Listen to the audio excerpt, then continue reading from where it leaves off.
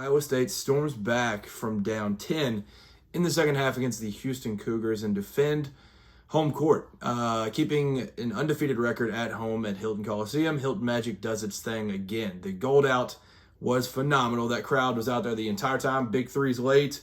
The crowd was phenomenal. So credit to you guys if you were in attendance, and credit to all of Cyclones, all the fans out there, because that crowd was phenomenal. So Houston led by 10, like I mentioned. Honestly, for a good chunk of it, kind of, controlled part of this game, especially late.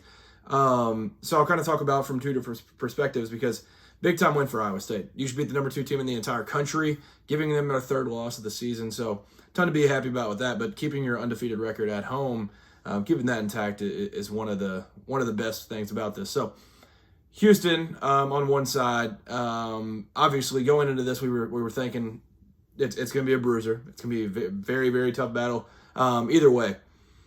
And it definitely was. I mean, it was very, very tough buckets early, whether they were within a shot clock, or there's the one highlight that's kind of making its way around Twitter right now, the Kingston Flemings thing. I genuinely stood up when it happened. I was mind blown. I was like, oh my goodness, Kingston. They had to work for it. So credit to Iowa State for all of that, but credit to Houston. They had some shot makers, tough shot takers, tough shot makers early in this one. Kingston Flemings, Emmanuel Sharp, all of them.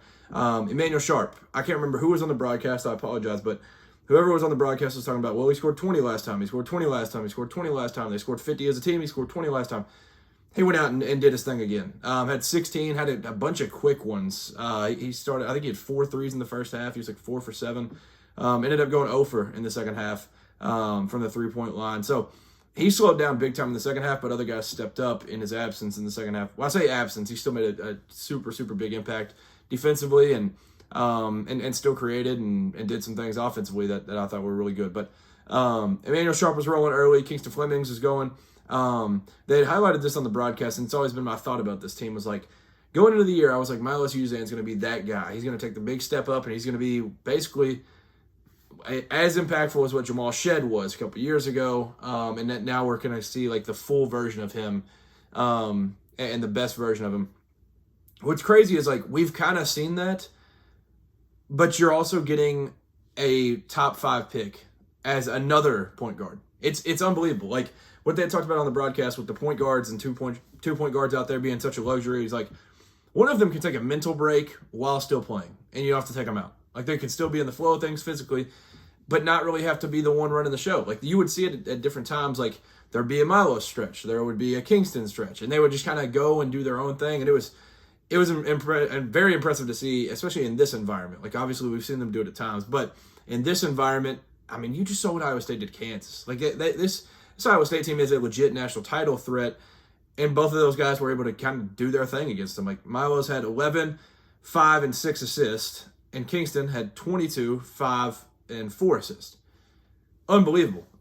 They both got it going throughout the game, and it was impressive. And for Kingston Flemings now, this would be, I guess, a section of the podcast called The Glaze or something. I don't even know. But this man, Kingston Flemings, I know they didn't lose, and I had it in my notes that if they won, I was going to just be the biggest Flemings guy in the world. But, I mean, he's been a guy that I've been a fan of all year since the first time I watched him. I hadn't watched him when he was in high school. I'd heard about him as a recruit and all that.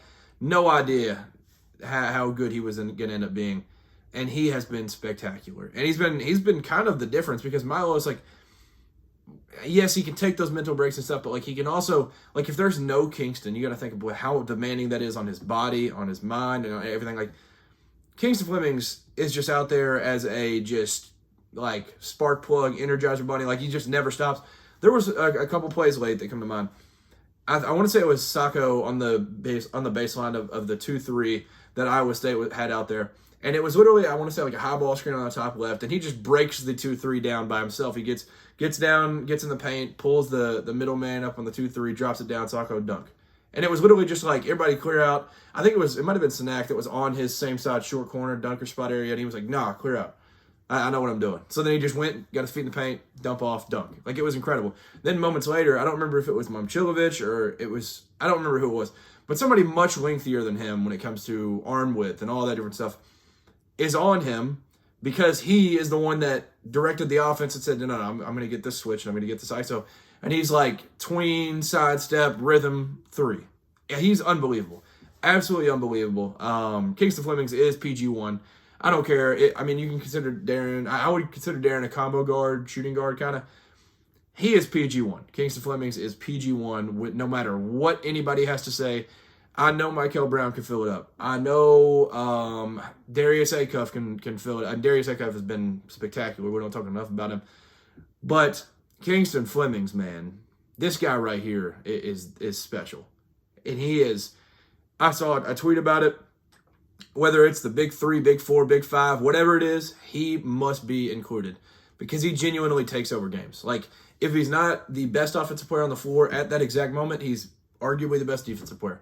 Like, he just has a motor that just continues to go and go and go. And alongside him, he has other freshmen that Houston has recruited that have that same exact motor.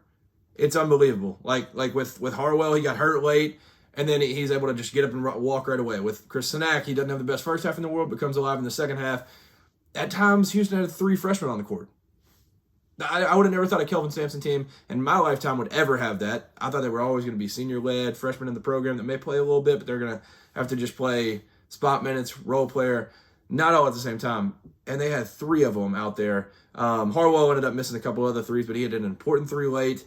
But Sinak, this guy right here, he was the kind of the one that going into the year, you were like, well, Kelvin Sampson's got one of those recruits that like he doesn't always just land by default. And that part of the recruit showed tonight. Like the fact that he has that motor in that second gear that he can get into. Sinak, he had 3 offensive boards in 1 possession where he was absolutely working his tail off. He had a 3 in the second half. Like the second half was all his. Like he had just gotten it going. So Chris Sinak, hats off to you, man. Like he worked his tail off. He played really, really well. And honestly, this is the 3rd loss. The other 2 losses, I want to say he had fouled out in one, didn't play well in the other. Like this version of Chris Sinak, which this game in general felt like a Final Four matchup, both ways. Like these feel like 2 teams that can make an absolute run when it's all said and done. I think these were the top 2 teams in the country when they popped up the graphic of returning minutes or returning scoring or whatever the statistic was. But this version of Sinak is kind of what takes Houston to that national championship level that I was kind of thinking of. So, he was spectacular in the second half. Kingston Flemings is kind of the story. But Emmanuel Sharp played well early, and I thought they had some guys give good minutes too.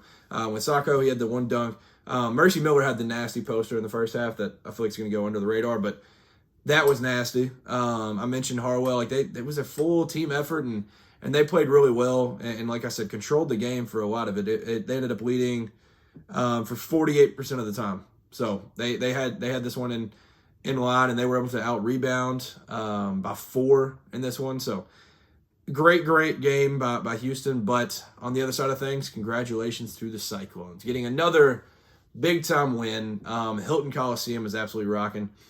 There is so much I could say, and not enough time to say it. So I'll start with Blake Buchanan. What a ball game. He felt like kind of the big takeaway for me where I was like, nobody necessarily stood out crazy. Like you'll have some games where Taman Lipsey's going out there and putting up triple-double numbers. You'll have some games where Momcilovic is just lights out, hitting ridiculous shots. He still had some tough ones today, but like nobody had any of that today. This was a full team effort, but Blake Buchanan was a big-time difference maker in this one, and I thought he made some big-time plays. The only thing was, I didn't even realize, I don't remember him really hitting the 2, unless I'm blanking. It might have been at the end. But 2 for 7 from the line. That's kind of the one fault that you can look at and you're like, all right, well, come on, man. But Joshua Jefferson, the game started and ended with him in an ISO situation where he went at Chris Sinak. He said, hey, young fella, it's an Uncle Drew type of situation. He said, don't reach, young blood. I'm going to take you to the post, and I'm going to get what I want. And he hit that big-time 3 early to kind of get that place rocking. Like it's one of those situations, too, where it's tough for a crowd to get in if there's not an early pop. He was a big part of that. He had a quick trigger, didn't have any others fall after that, but he ended up with 12, 6, and 5.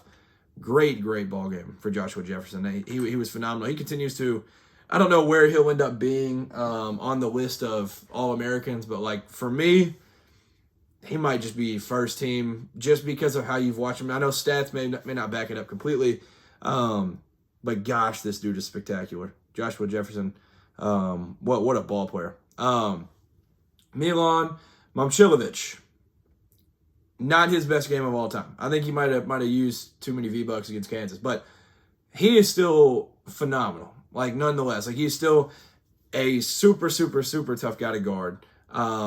He can still impact the game defensively, but it's the offensive side of things. He is just absolutely impossible to guard. Like, it felt like it was absolute, like breath of fresh air, and it was an absolute blessing when he would miss. That's what it felt like, kind of from the Houston side of things. So he's going to be phenomenal, and he's going to keep going and everything, but obviously it just wasn't his best game. So, and he ended up, that 1-3 in the first half, I think it was, in the first half, with Emmanuel Sharp on him, was crazy, because Emmanuel Sharp, like, I mean, it's one of those physical games that, like, everything looks like it could be a foul.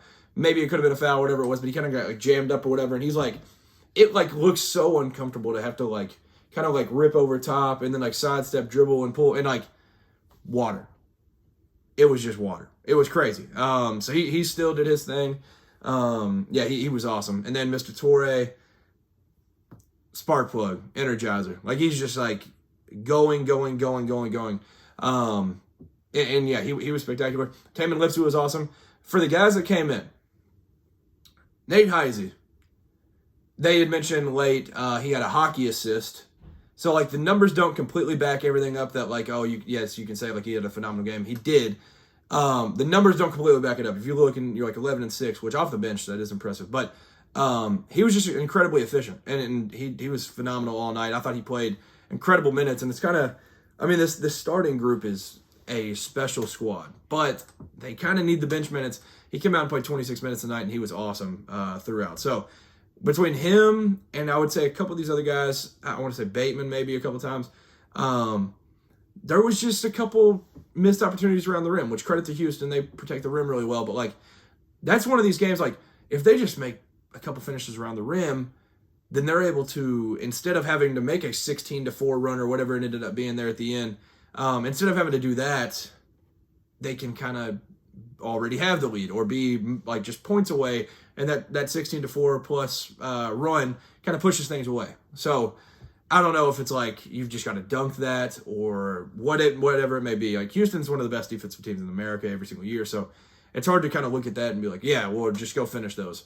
I thought both defenses kind of locked down in the second half, but that was a big key point for me, where it was like, whether it felt rushed, whether it was like they just didn't think that they could finish through it or something, like it felt like there was so many missed opportunities at the rim. And I don't have the numbers in front of me of how many they had missed. It wasn't as much as Kentucky the other day with 15, but it just felt like that was kind of the takeaway offensively, is like they would get looks around the rim, but then people would just be flying at them, and it would kind of distract them in a way that, like how many? Yeah, Houston only ended up with 5 blocks, so it's not like, I mean, 5 blocks is pretty good, but it's not like they were just out here just sending shots to the 5th row or something. They were just able to disrupt them. So good on Houston for that. But Iowa State, maybe you just punch those instead and move on. But that's kind of just, nitpicking at that point, because, like, that would be a comfortable victory at that point. If you're talking about a comfortable victory over the number 2 team in America, then you're kind of in an elite territory.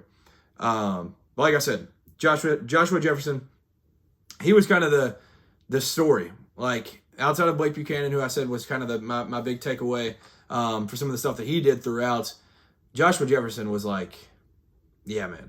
Yeah. This guy is an ISO machine. Maybe I don't know where or how or whatever. Like, I mean, he still ended up shooting the most on the team, so this might sound just dumb, but, like, he somehow needs more looks. It's crazy. It is absolutely crazy. But he was spectacular. He was absolutely spectacular, and they end up going on a big run to end this one, win 70-67 to end regulation. And also, I mean, they made it very, very tough. Unfortunately, Kingston Fleming slipped on that last possession. But even when Snack got it, I want to say that one maybe got tipped or something, or maybe it was just extremely tough defense or whatever. Like, it was buzzer to buzzer. Like, it was literally just from the tip to the end, and it was all night, which is phenomenal. And Iowa State, big time stuff for them. Like, that was awesome. I'm trying to find where they stand in the Big 12. They're 3rd in the Big 12 now. So, obviously, I mean, this conference is absolutely insane. So, I mean, it's obviously going to be a race all year and stuff. But, yeah, that was a big-time one for seeding and everything. And, I mean, by the time the next AP poll comes out, you're going to have a chance to be very, very high on that. They play, what is that? That's this weekend. Yeah, at BYU. And obviously this came off of one day rest. It's pretty awesome to win. I had seen a tweet today that it said something about, which obviously kids don't believe everything you see on Twitter, but that it had said like Iowa State was 1 and whatever off of 1 day rest in the last 4 years. They just said take that stat and shove it because we're going out and beating the number 2 team in America. So good on you, Iowa State. Great win. Keep rolling, Clones. A lot of fun to watch. Fun team to watch as an outsider looking in. So very, very excited to see what the rest of the way has in store. And as for Houston, I do want to mention this before I move off of them. They're next 2 now. It's just silly. Like going into this one, it was at number 6 versus number 4 at number 8. Like, come on, man. That is absolutely ridiculous. But I think Kelvin Sampson wouldn't have it any other way. That's probably how he wants it. The only other game of the night for Big Monday was Duke hosting Syracuse, and Duke was out there duking, and it just happened. It was literally, I think it was 29-24, and whoever was calling the game with Jay Will said like, man, Syracuse just keeps hitting shots, and they're hanging in there. They're just sticking around, just enough. And then they closed on a kill shot, which I think it was like an 11 or 12-0 run right there to end the half. And it was never, ever, ever close again. Not once. Unbelievable dominance in the second half. Ended up winning the second half by 21, 61-40. They shot, as a team, 78% in the second half. Duke did. It's the highest in a half since 2014. They just went nuclear, and nobody could miss. Nobody could miss at all. If you look at the efficiency numbers, it's just hilarious because they're like, Boozer 8 of 10, Ngamba 5 of 10, Dominic Starr 2 for 4, Isaiah Evans 8 for 13, Caleb Foster not so much 1 for 5, but then it's 2 for 3, 5 for 7, 5 for 6, 1 for 1, 1 for 1, and then unfortunately Jack Scott with a 0 for 1. But it's incredible. Like the efficiency was crazy. Like they just kept their foot on the gas. Like it was the definition of like no mercy. That was kind of the takeaway of this second half, and they've done this at times, but crazy. 30th consecutive win at home for the Blue Devils. I think that's officially the longest streak in America, but I don't remember who's second. But it's one of the longest in America right now. So for Duke, they roll 101-64 and absolutely throttle them. And Cam Boozer has his 8th 20-10 game of the year. So he had 22-12, had I think 12-10, I think it was at half. Already had a double-double going into halftime. They talked to Shire about it, and he was like, well, that's kind of crazy. It's just like such a blessing to be able to have a player that goes out and does that.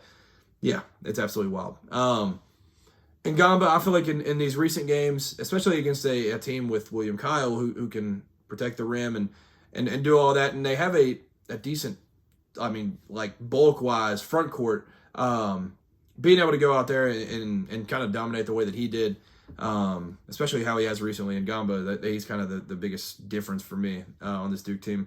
When he's good, they're going to throttle teams. That's kind of my big takeaway. Slim Reaper, whatever you want to say.